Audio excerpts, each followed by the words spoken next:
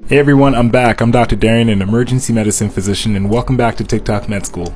This case is a case I can never forget. It was in my first year of being an attending. I think it was about the 4th or 5th month of being an attending, and a patient got brought in by ambulance for a complaint of chest pain. Patient was actually a young man in his 40s, and the story that I got from the paramedics that brought him in was that basically he came in at the encouragement of his family. He said that he had some chest pain, but he was saying, "Doc, you know what, I feel okay."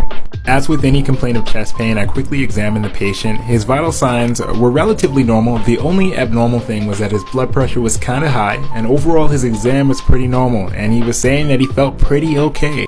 After reviewing this patient's EKG, I decided that it was relatively normal. There were no signs that his heart was in any acute stress, and I decided that this patient was a stable patient. In the emergency room, the goal whenever you're evaluating a patient who's new is deciding whether they are stable or unstable. So I kept the patient on a cardiac monitor, I placed some orders, and I decided to see other patients who were also being emergently brought into the emergency room at the same time. About 5 or 10 minutes goes by, and I'm seeing another patient, and I'm interrupted by a nurse who wants to let me know that the patient's family member is here, and she needs to talk to me. The nurse further explained that the patient's wife was here and that she was very angry. Just FYI, when I hear things like this raises my blood pressure. So I enter the room and I notice that there is a very frustrated black woman standing there. I say her race because as black people, our emotions often get mischaracterized. I see her, she sees me, we see each other, and she's like, "Can I talk to you outside?" So we step outside of the patient room and she starts with, "Doc, he's lying.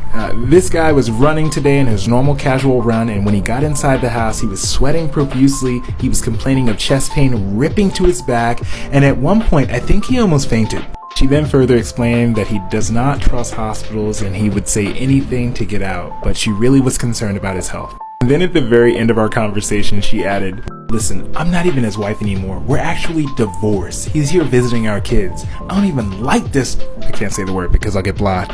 She was like, "I'm just here because I really think that he's sick." So I went back into the room to reevaluate the patient. At this point, his blood pressure is slightly increasing a little bit more, and I ask him, "Sir, tell me more about your chest pain." As I stand in the room talking to him while his wife is standing behind me, peering into his soul, he begins to tell more about his chest pain and how it's a little bit more than he let on before. He admits that the chest pain is radiating to his back, and he thought that it might have just been simple back pain. For those of you in emergency medicine or hopeful to get into emergency medicine, this is a textbook sign that you need to pay attention to that led me to my next steps, a CAT scan of his chest. While the patient is getting a CAT scan, I'm having a casual conversation with the patient's ex-wife, and the tech comes out and says, "Doc, you gotta see this. Let me know what you think the diagnosis is, and I'll be back with a part 2.